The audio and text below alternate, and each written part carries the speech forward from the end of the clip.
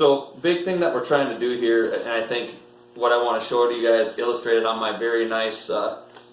high definition piece of paper here, is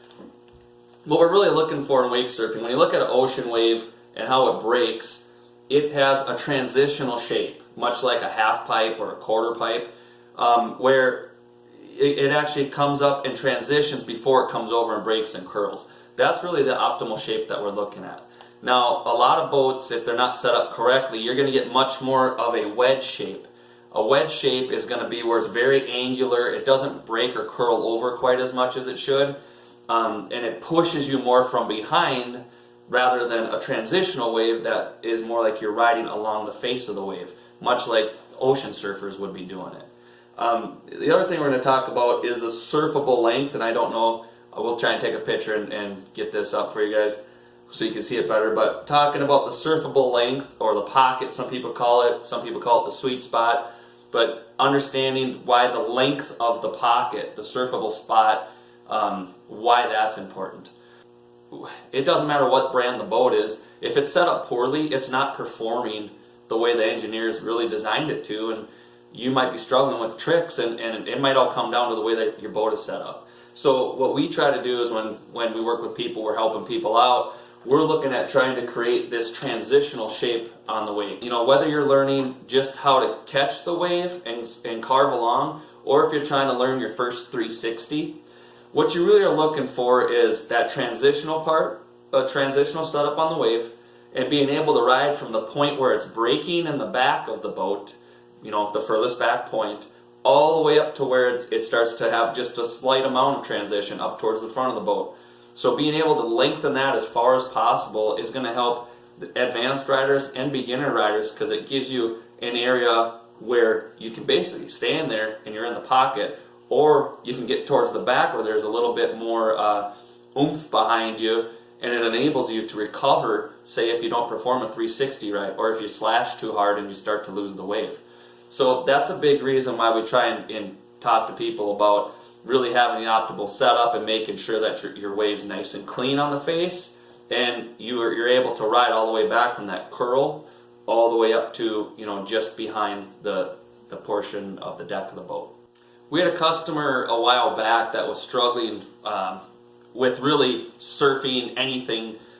but a big giant board, and he was riding on a really wedgy style wave. When I went out with him immediately, I noticed that it had a lot more to do with the shape of his wake than it did him. And once I spent 15 minutes maybe playing with his boat, changing the speed, lengthening the wave,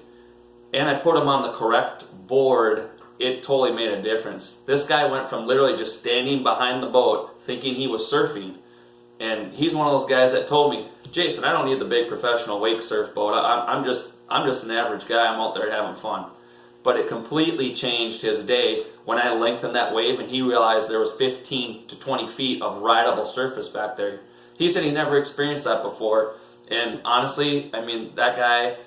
now he's one of our best customers, and he's surfing all the time with his family and enjoying it a lot more now that he has that length of wave that he was really missing before. What was happening is, as we were going and he's riding a really wedge shape where it's just kind of pushing him, he couldn't really slash. He could turn a little bit, but if he did too aggressively, he just immediately fell behind the wake and lost the wave.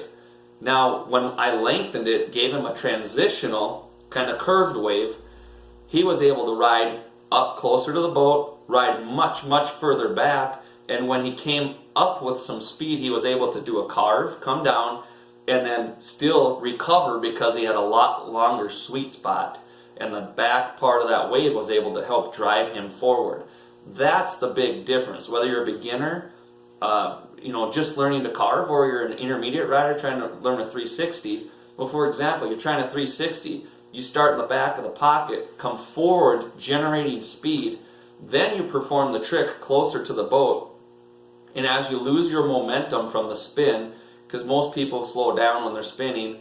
you're able to, as you're drifting further back, still be in the sweet spot, so when you come around, there's still enough momentum for you to be driven forward and stay with the wave. And I can't tell you how many lessons I've done over the years where literally by lengthening the wave, we've been able to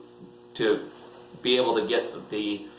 students to perform the 360. If you're experiencing any of this or looking at a new boat and want to know more about wake surfing waves and what makes a wave great, want to talk to me just about wake surfing or waves in general, feel free to give me a call or visit us online at www.facturemarine.com.